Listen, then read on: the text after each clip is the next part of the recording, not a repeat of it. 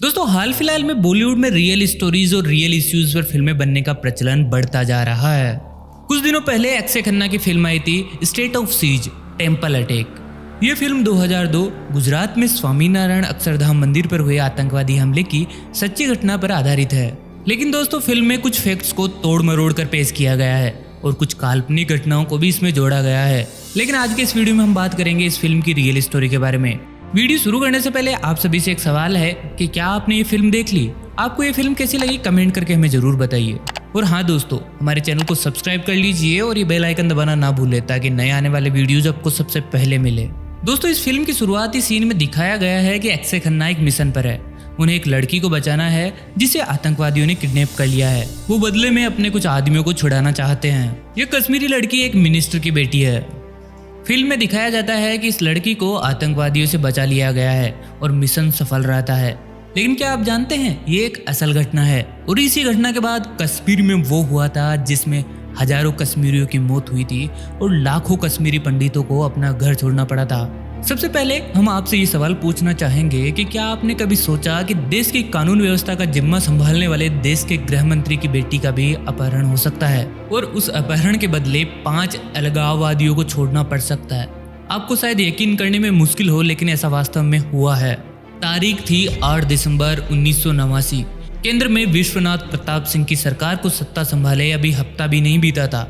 दोपहर करीब 3 बजे नए गृह मंत्री मुफ्ती मोहम्मद सईद नॉर्थ ब्लॉक यानी गृह मंत्रालय में पहली बार अधिकारियों से रूबरू हो रहे थे।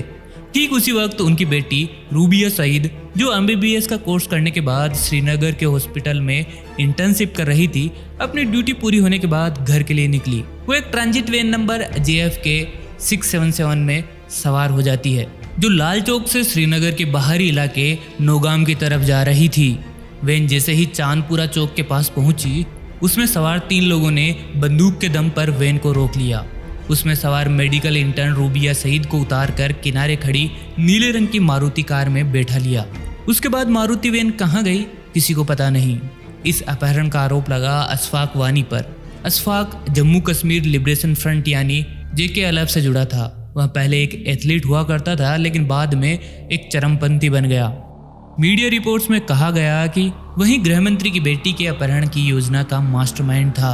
अपहरण से पहले उसने मुफ्ती के घर और हॉस्पिटल की रेकी भी की थी। JK-LF के नेता दुविधा में थे कि घाटी के लोग अपनी ही एक बेटी के अपहरण को किस तरह से स्वीकार करेंगे। इस अपहरण के बाद ना तो बस के ड्राइवर ना ही किसी और ने इसके बारे में पुलिस को कुछ बताया। करीब 2 घंटे बाद JK-LF के जावेद मीर ने एक लोकल अखबार को फ़ोन करके इसकी जानकारी दी कि JK-LF ने भारत के गृह मंत्री मुफ्ती मोहम्मद सईद की बेटी रूबिया सईद का अपहरण कर लिया है। खबर सामने आते ही कोहराम मच गया। दुनिया की सबसे बड़ी जमहूरियत के लॉ एंड ऑर्डर की जिम्मेदारी उठाने वाला व्यक्ति अपनी बेटी की सुरक्षा करने में नाकाम रहा था।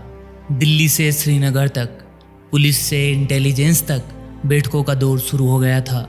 शुरू में JK-LF की तरफ से रूबिया को छोड़ने के बदले 20 आतंकवादियों की रिहाई की मांग की, लेकिन बाद में इसे कम करके 7 आतंकवादियों की रिहाई की मांग होने लगी। सरकार की तरफ से अंदर खाने कुछ चरमपंथियों को रिहा करने या फिर मिलिट्री एक्शन लेने, दोनों तरह की बातें हवा में तैरने लगी। क्या किया जाए, कैसे सुरक्षित रिहाई हो, सारी कवायद इसी पे चल रही थी। मध्यस्थता में कई चैनल खोले गए। इस कवायद में 5 दिन बीत गए। 8 दिसंबर से शुरू हुआ बैठकों का दौर 13 दिसंबर तक पहुंच चुका था। 13 दिसंबर 1989 की सुबह दिल्ली से 2 केंद्रीय मंत्री, विदेश मंत्री इंद्र कुमार गुजराल और नागरिक उड्डयन मंत्री आरिफ मोहम्मद खान को श्रीनगर भेजा गया। एक दिन पहले ही जम्मू कश्मीर के मुख्यमंत्री फारूक अब्दुल्ला लंदन से श्रीनगर लौटे थे। 13 दिसंबर की सुबह मुख्यमंत्री अब्दुल्ला की मुलाकात दोनों केंद्रीय मंत्रियों से हुई। इस बैठक में रूबिया को रिहा करने के लिए आतंकवादियों को छोड़ने पर बातें शुरू हुई। फारूक अब्दुल्ला ने आतंकवादियों को छोड़ने पर असहमति जताई, लेकिन आखिरकार उन्हें भी झुकना पड़ा। 13 दिसंबर की दोपहर होते होते सरकार और अपहरणकर्ताओं के बीच समझौता हो गया। समझौते के तहत 5 आतंकवादियों को रिहा किया गया। उसके कुछ ही घंटे बाद यानी अपहरण के 122 घंटे के बाद लगभग 7:30 बजे रूबिया को सोनवर स्थित जस्टिस मोतीलाल भट्ट के घर पहुंचा दिया गया। वीपी सिंह सरकार को आखिरकार आतंकवादियों के सामने झुकना पड़ा। उसी रात करीब 12 बजे विशेष विमान से रूबिया सईद को दिल्ली लाया गया। हवाई अड्डे पर तत्कालीन गृह मंत्री मुफ्ती मोहम्मद सईद ने कहा कि एक पिता के रूप में मैं खुश हूँ, लेकिन एक नेता के तौर पर मैं समझता हूँ कि ऐसा नहीं होना चाहिए था। किडनैपिंग नहीं होनी चाहिए थी। उनकी आवाज़ थरथरा रही थी, चेहरे पर तनाव स्पष्ट दिखाई दे रहा था। उधर श्रीनगर में काफ़ी गहमागहमी थी। लोग उन्माद में सड़कों पर उतर आए थे, लेकिन ये उन्माद रूबिया की रिहाई के लिए नहीं था, बल्कि रिहा किए गए आतंकियों के लिए था। पूरी घाटी में अलगाववाद के नारे गूंजने लगे।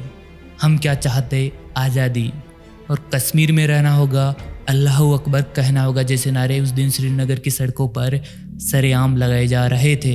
इसके बाद तो कश्मीर में मारकाट मच गई। जितने भी कश्मीरी पंडित थे उन्हें ढूंढ ढूंढ कर मारा जाने लगा। अलगाववादियों के हौसले 7वें आसमान पर थे। कश्मीरी पंडितों से कह दिया गया था कि तुम ये जगह छोड़कर चले जाओ। हाँ, तुम्हारी औरतों को हमारे लिए छोड़ जाओ ताकि हम उनका इस्तेमाल कर सकें। कश्मीरी पंडितों के घरों को लूटा गया, कई लोगों को सरेआम काट डाला गया और कई बहू बेटियों की इज्जत लूटी गई। पूरे कश्मीर में डर का माहौल था। लाखों लोग रातों रात अपने देश से ही भागकर कहीं और जाने को मजबूर हो गए थे। तकरीबन वैसा ही माहौल था वहां पर जैसा आज तालिबान के काबुल पर कब्जा करने के बाद है। जो जैसा था, जिस हालत में था, उसी हालत में जम्मू कश्मीर छोड़कर निकलने को मजबूर हो गया था। बड़ी संख्या में कश्मीरी पंडित, सिखों और दूसरी कम्युनिटीज को वहां से विस्थापित होना पड़ा था। अनगिनत लोगों की हत्याएं कर दी गई थी, जिनका आज भी कोई रिकॉर्ड नहीं है। खैर, अब आते हैं अगली कहानी पर, जिस पर यह फिल्म बेस्ड है। कहानी अक्षरधाम टेम्पल पर आतंकवादी हमले की। साल 2002 में गुजरात के अक्षरधाम मंदिर पर हुए आतंकवादी हमले के मामले में राज्य पुलिस की अपराध शाखा को 2018 में एक बड़ी कामयाबी मिली। अपराध शाखा ने राज्य के अहमदाबाद एयरपोर्ट पर मोहम्मद फारूक शेख नाम के एक आरोपी को गिरफ्तार किया। उस पर इस हमले के लिए पैसे जुटाने का आरोप था। मोहम्मद फारूक शेख बीते 16 सालों से फरार था। इससे पहले भी साल 2017 में इस हमले के मुख्य आरोपी अब्दुल रशीद अजमेरी को भी गिरफ्तार करने में कामयाबी मिली थी। लश्कर-ए-तैयबा के 2 आतंकवादियों ने 24 सितंबर 2002 को गांधीनगर में स्थित अक्षरधाम मंदिर को निशाना बनाया था। उस समय प्रधानमंत्री मोदी गुजरात के चीफ मिनिस्टर हुआ करते थे। गांधीनगर के सांसद और तत्कालीन उप प्रधानमंत्री लाल कृष्ण आडवाणी ने तुरंत एनएसजी कमांडो वहां भेजे थे। उस हमले में 30 लोगों की मौत हो गई थी, जबकि 80 अन्य लोग घायल हो गए थे। साथ ही आतंकवादियों से लड़ते हुए राज्य पुलिस के एक जवान और राष्ट्रीय सुरक्षा गार्ड यानी एनएसजी के 3 कमांडो भी शहीद हुए थे। हमला करने आए दोनों आतंकवादी मारे गए थे।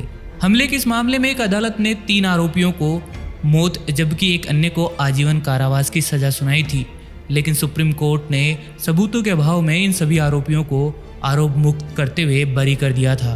पुलिस पर भी आरोप लगे कि पुलिस ने बिना जांच किए ही निर्दोष लोगों को पकड़ लिया और जो इस साजिश में शामिल था शायद वो आज भी आज़ाद घूम रहा हो और हो सकता है कहीं और आतंकवादी घटना अंजाम देने की फिराक में हो।